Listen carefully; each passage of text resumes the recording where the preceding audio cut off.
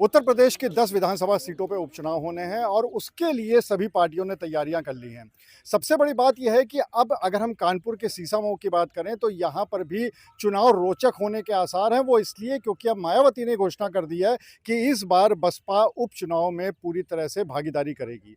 अभी तक होता ये रहा है कि बसपा की अगर बात करें तो वो उसने हमेशा से उपचुनाव से अपनी दूरी बना के रखी है, लेकिन इस बार और उसका कारण शायद ये है कि जिस तरह से लोकसभा के नतीजे उनके पक्ष में नहीं आए, उसको देखते हुए शायद उन्होंने इस बात को तय किया है कि इस बार वो सारे उपचुनाव के चुनाव जो 10 विधानसभा सीटों के उसमें चुनाव लड़ेंगे। लेकिन हम कानपुर की सीसामऊ सीट की बात कर रहे हैं और वो इसलिए भी रोचक होता जा रहा है क्योंकि यहाँ पर एक तरफ समाजवादी पार्टी है जो कि कांग्रेस के साथ गठबंधन करके अपना प्रत्याशी उतारने की तैयारी में है। दूसरी तरफ बीजेपी के कद्दावर मंत्री, यहाँ तक कि डिप्टी सीएम भी लगे हुए हैं और तीसरी तरफ बसपा तो है ही है। तो इस समय सीसामऊ में जो उपचुनाव को देखते हुए यहाँ पर शुरू कर दिया गया है सदस्यता अभियान। यहाँ पर कॉलेजेस में बैनर लगाए गए हैं, बाकायदा यहाँ पर एक इंतज़ाम किया गया है ताकि जितने भी युवा हैं यहाँ पर, चाहे छात्र हों चाहे छात्राएं हों, उनको यहाँ पर सदस्य बनाया जा रहा है। और उसके पीछे मकसद ये है कि जो समाजवादी पार्टी वो ये चाहती है कि वो युवाओं को और जो उनका पीडीए का नारा था उसको एक बार फिर से लोकसभा से निकालकर इस उपचुनाव में विधानसभा में भी लाना चाहती है।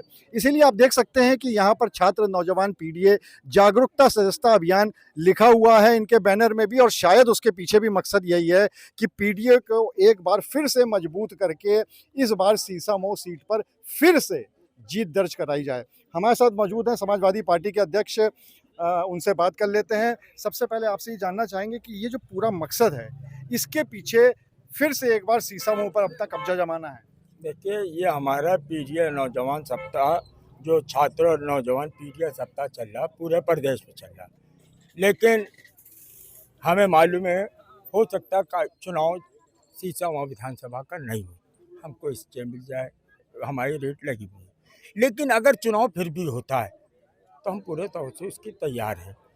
उसी तैयारी के तहत ये हमको पांचों विधानसभा में हर कॉलेज के बाहर ऐसे कैंप लगाना, लेकिन हमने शुरुआत सीसामऊ विधानसभा से ही करी है कि अगर होता है, क्योंकि मैं यहाँ जो हमारे पीडीए के लोग हैं, उसके अलावा जो आगे छात्र नौजवान हैं, ये अपने नेता अखिलेश यादव जी के ऊपर बहुत विश्वास है उनको। इसी को लेकर आज आप देख रहे हैं, ये छात्राएं, ये छात्र, ये कॉलेज अभी क्योंकि कॉलेज में अभी बंद है, एडमिशन चल रहा है, उसके बाद भी आप देख रहे हैं यहाँ पे भीड़ है। ये अखिलेश यादव जी की, माननीय अखिलेश यादव जी की लोकप्रियता है।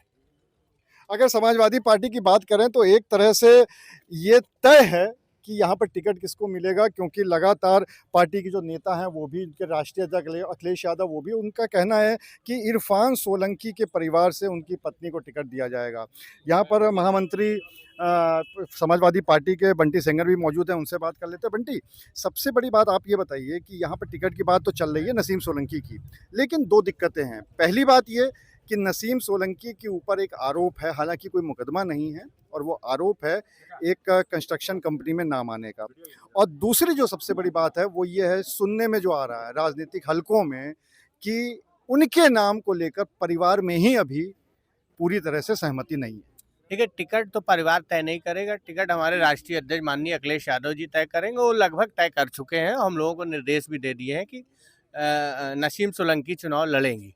और बात रही मुकदमे की, तो मुकदमों का और चुनाव से कोई मतलब नहीं है। पुलिस है, विपक्ष में सरकार है, इरफान सोलंकी के ऊपर इतने मुकदमे लगा दिए, निर्दोष व्यक्ति के ऊपर 16-16, 14-14 मुकदमे लगा दिए। तो अब सरकार अगर तानाशाही करेगी, एक मुकदमा और लगा देगी, लेकिन उस मुकदमे से और चुनाव लड़ने से कोई मतलब नहीं है। मुकदमा लिखने के बाद भी हम चुनाव लड़ने के लिए तैयार हैं। तो यहाँ पर ये पूरी तरह से बताया जा रहा है कि एक तरह से समझा जाए तो नसीम सोलंकी के नाम पर मुहर लग चुकी है, और उनका ये भी कहना है कि कोई मतभेद नहीं है। और दूसरी बात, टिकट जो है वो पार्टी तय करेगी, परिवार तय नहीं करेगा। हमारे साथ कुछ युवा हैं, उनसे भी बात कर लेते हैं। कितना लगता है कि इस बार के सीसामऊ चुनाव में फिर से एक बार समाजवादी पार्टी आएगी, या फिर ये जो जीत का लगातार सेहरा चल रहा है ये भी खत्म होगा? नहीं, आएगी तो समाजवादी पार्टी ही। जैसा कि आप पिछले 25 साल से देखते चले जा रहे हैं कि माननीय विधायक हाजी इरफान सोलंकी जी का इस सीट पर और उनके परिवार का कब्जा रहा है। हमेशा ये रहा, चाहे वो 2017 का चुनाव हो, चुनाव बहुत टफ रहा, लगा कि हम बहुत करीब मार्जिन पे हमने जीत कर दिखाया। 2022 में हम और अच्छे मार्जिन से जीत के चले आए, जबकि अभी तो मात्र सिर्फ यूपी के 3-4 कैबिनेट मंत्री लगे हुए हैं। जब माननीय गृह मंत्री जी आए थे, माननीय योगी आदित्यनाथ जी आए थे, और अब की जो माहौल है, अब की वो माहौल पूरी तरह से कांग्रेस भी हमारे साथ है, तो वो हमारे फेवर में है। तो इंशाल्लाह रहमान, जैसा कि अभी आपने लोकसभा चुनाव में देखा, हम 26,000 के मार्जिन से गठबंधन में जीत के आए हैं, जबकि विधायक जी नहीं थे। अब जब ये उनका खुद का चुनाव होगा, तो कम से कम आप ये मान के चलिए, हम यहाँ पर हाजी फजल महमूद जी महानगर अध्यक्ष जी के नेतृत्व में, कानपुर महानगर संगठन के नेतृत्व में लगभग 50,000 के भारी मार्जिन से जीत दर्ज करने जा रहे हैं। अगर चुनाव होता है तो पहली कोशिश ये है कि हमारा स्टे हो जाएगा। यहाँ पर जब इरफान सोलंकी अभी पेशी पे आए थे, तो उस समय भी ये बात हुई थी कि उनसे हम ही ने बात करी थी, हम लोगों ने बात करी थी, तो उन्होंने कहा था कि चुनाव नहीं होगा। एक तरह से वो ये बताना चाह रहे थे, उनको राहत मिल जाएगी हाई कोर्ट से। लेकिन अगर नहीं मिलती है, तो क्या ये तय है कि समाजवादी पार्टी ही यहाँ से जीत दर्ज कराएगी? जी, समाजवादी पार्टी पिछले लोकसभा चुनाव में भी, जैसा कि हम लोगों ने देखा, लोगों का विश्वास समाजवादी पार्टी की ओर बढ़ रहा है। लोगों को अखिलेश यादव जी की नीति समझ में आ रही है। झूठे ढकोसले और फर्जी वादों से लोग अब ऊब चुके हैं, और अब लोग ये चाहते हैं कि लोग बदलाव देखना चाहते हैं। और सीसामऊ विधानसभा से निरंतर 4 बार विधायक जी को जिताने के पीछे भी यही राज रहा है कि चाहे रात का 1 बजा हो या सुबह का 5, विधायक हाजी इरफान सोलंकी जनता के बीच रहे हैं। रोज़ आपने खुद देखा है, आपने खुद कवर किया, रोज़ विधायक हाजी इरफान सोलंकी जनता के बीच रहे हैं, और इसलिए उनके प्रति इतना भरोसा है कि उनके ना होते हुए भी 27-26 हज़ार के मार्जिन से इंडिया गठबंधन के प्रत्याशी को, आलोक मिश्रा जी को, जिता के भेजा है सीसामऊ की जनता ने। और जब ये उनका खुद का चुनाव होगा, तो ये ऐतिहासिक मार्जिन होगी। आज तक सीसामऊ विधानसभा से भाजपा ये सोचेगी कि ये भूल है कि हमने यहाँ पर चुनाव क्यों कराया, उपचुनाव क्यों कराया। अगर स्टे दे देते तो हमारी साख बच जाती। ये बड़ी बात है कि क्यों चुनाव कराया, ऐसा बीजेपी सोचेगी। मायावती के आने से कितना फर्क पड़ने वाला है? मायावती कहीं नहीं है, शून्य से शून्य पे आ गई है। लेकिन भारतीय जनता पार्टी ये सीट हमसे जीतना नहीं चाहती है, छीनना चाहती है। इसके पीछे एक बहुत बड़ी साजिश रची गई। आपको याद होगा, पिछले विधानसभा चुनाव में अमित शाह जी ने यहाँ पे रोड शो किया था, जो पूरी तरह फ्लॉप था। इस बार नरेंद्र मोदी जी आए थे रोड शो करने लोकसभा चुनाव में, और इस विधानसभा में उससे ज़्यादा वोटों से, पिछली बार से ज़्यादा वोटों से जनता ने 26,000 से हरा दिया। तीसरी साजिश एक बहुत, 125 बीएलओ मुस्लिम मेरे सीसामऊ विधानसभा के हटा दिए गए। एक बड़ी साजिश है हमारे वोटों को काटने की। लेकिन इस षड्यंत्र का खुलासा हम लोग बहुत जल्दी करने वाले हैं, और इसके खिलाफ एक बड़ा आंदोलन करेंगे।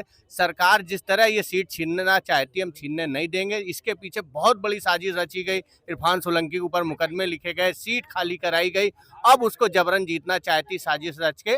लेकिन समाजवादी पार्टी के कार्यकर्ता हर लड़ाई लड़ने के तैयार हैं, चाहे उसके लिए हमको लड़ाई सड़कों पर उतर के लड़ने पड़े। लेकिन ये जो बीएलओ 125 हटाए हैं, इसके खिलाफ भी हम एक बड़ा आंदोलन करेंगे। तो पीडीए के यहाँ पे सीसामऊ पीडीए के साथ शुरुआत कर दी गई है समाजवादी पार्टी की तरफ से, और एक आरोप भी है इनका कि इनका कहना है कि बीजेपी यहाँ पर सीट जीतना नहीं चाहती है, बल्कि सीट छीनना चाहती है। अब इस सीट पर क्या होगा, किसकी जीत तय होगी, ये तो तभी पता चलेगा जब यहाँ पर चुनाव होंगे और उसका परिणाम आएगा। अनुराग अग्रवाल, TV9, कानपुर।